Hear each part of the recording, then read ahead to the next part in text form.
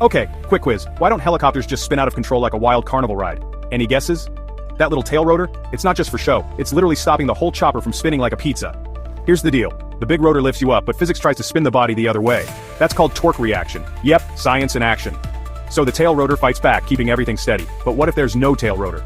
Enter the two rotor legends. Some helicopters like the Russian Ka-52 have two main rotors spinning in opposite directions. Mind blown? Fun fact, with two rotors they cancel out each other's torque, no tail rotor needed. Double the rotors, double the cool. Have you ever spotted a helicopter with two main rotors, or one without a tail rotor? Drop the name in the comments. Bonus points if you can spell K-52 right.